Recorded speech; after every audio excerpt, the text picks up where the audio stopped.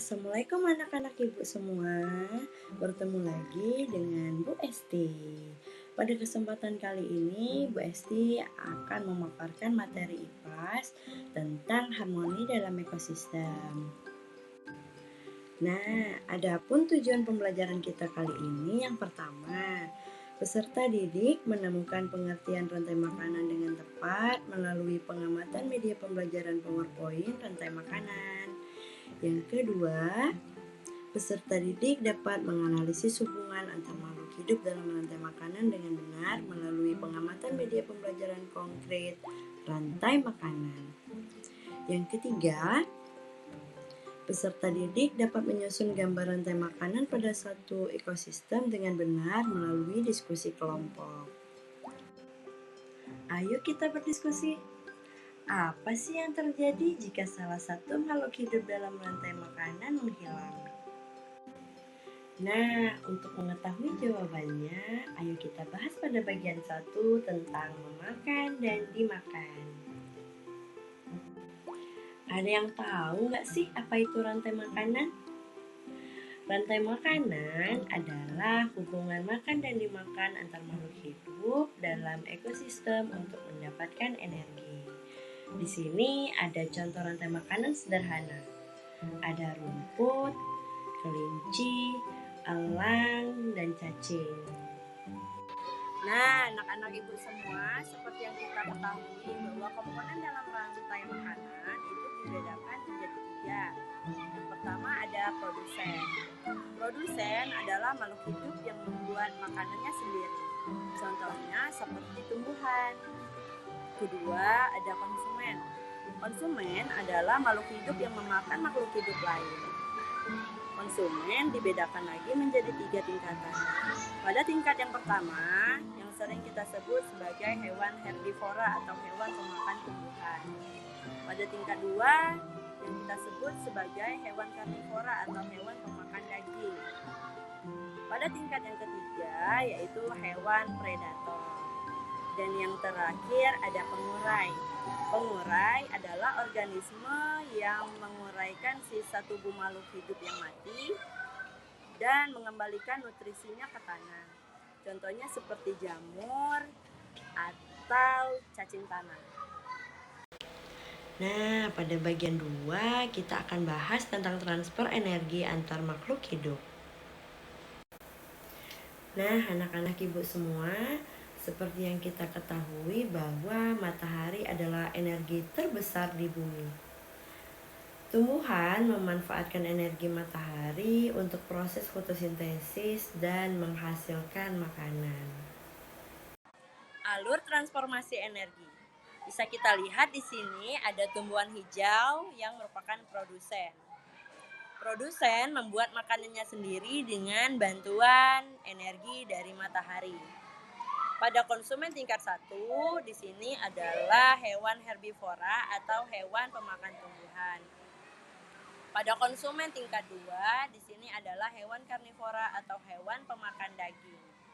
Pada konsumen tingkat 3, di sini adalah hewan pemangsa yang memakan konsumen tingkat 2. Lalu terakhir ada pengurai. Tugas pengurai adalah menguraikan sisa tubuh dari makhluk hidup yang sudah mati dan mengembalikan nutrisinya ke tanah. Contohnya seperti cacing tanah atau jamur. Nah, di sini ada contoh rantai makanan ekosistem laut. Pada tingkat yang pertama, di situ ada produsen. Produsen dalam rantai makanan laut adalah organisme fotosintetik. Contohnya seperti fitoplankton, ganggang laut, dan tumbuhan laut lainnya. Mereka menggunakan energi matahari untuk membuat makanan melalui proses fotosintesis. Produsen merupakan basis rantai makanan karena mereka menjadi sumber utama energi untuk organisme lain. Pada konsumen tingkat pertama yang biasa kita sebut dengan herbivora. Konsumen tingkat pertama dalam rantai makanan laut adalah hewan-hewan pemakan tumbuhan yang disebut herbivora. Contohnya termasuk dalam zooplankton. ikan-ikan kecil dan udang-udang yang memakan fitoplankton dan ganggang laut. Pada konsumen tingkat kedua ada karnivora. Konsumen tingkat kedua adalah hewan-hewan pemakan daging yang disebut karnivora. Mereka memakan herbivora dan organisme laut lainnya. Contohnya termasuk ikan-ikan predator, cumi-cumi, dan burung laut yang memakan ikan. Pada konsumen tingkat 3, di sini adalah pemangsa tingkat tinggi. Konsumen tingkat 3 adalah hewan-hewan pemangsa tingkat tinggi yang berada di puncak rantai makanan. Mereka memakan karnivora dan organisme laut lainnya. Contohnya termasuk hiu, paus, dan beberapa jenis burung laut besar. Lalu ada decomposer. Di beberapa kasus ada juga pemakan yang memakan sisa-sisa organisme mati di laut. Mereka membantu dalam membersihkan lingkungan laut dan mengurai materi organik yang tidak terpakai. Nah, anak-anak Ibu, di sini ada contoh rantai makanan ekosistem sawah.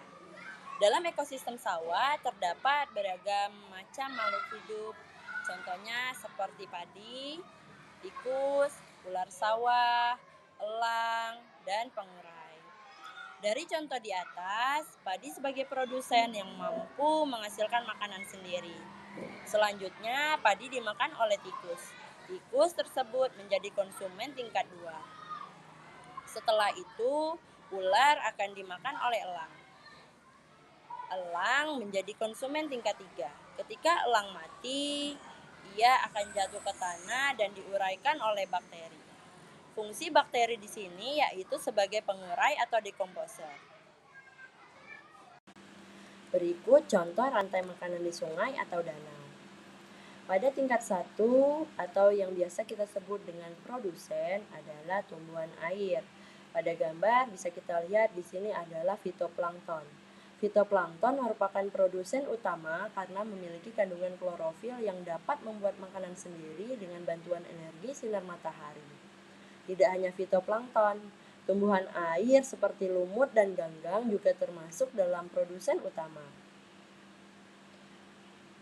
Pada tingkat 1, konsumen tingkat 1 yang biasa kita sebut dengan herbivora, tidak memiliki selera untuk makan daging, melainkan lebih tertarik untuk makan tanaman sungai. Contohnya di sini adalah ikan kecil seperti ikan salmon, serangga air, ada udang lembu, keong emas, ikan sepat, dan masih banyak lagi. Pada konsumen tingkat 2 yang biasa kita sebut dengan karnivora, tidak hanya diisi oleh jenis-jenis hewan pemakan daging atau karnivora. Sumber makanan hewan karnivora memang berupa jaringan hewan, baik hewan yang sudah diburu maupun yang telah mati dan membusuk. Maka tak heran jika mereka mendapatkan julukan sebagai predator. Di sini bisa kita lihat gambarnya adalah burung. Di sini ada puncak rantai makanan di sungai.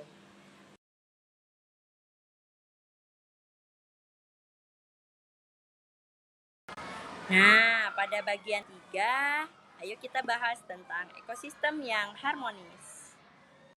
Nah, bagaimana sih definisi ekosistem yang harmonis? Ekosistem yang harmonis adalah ekosistem yang setiap komponennya seperti hewan, tumbuhan, dan lingkungan hidup dalam keseimbangan. Nah, apa sih dampak ketidakseimbangan ekosistem? Penyebab ketidakseimbangan ekosistem yang pertama ada bencana alam, contohnya kebakaran hutan atau kekeringan. Yang kedua ada kegiatan manusia, contohnya penebangan liar, polusi, dan perburuan. Akibatnya yang pertama berkurangnya sumber makanan dan kedua menurunnya populasi spesies tertentu. Pentingnya menjaga ekosistem. Bagaimana sih cara menjaga ekosistem? Yang pertama, menanam pohon untuk menjaga produsen tetap ada.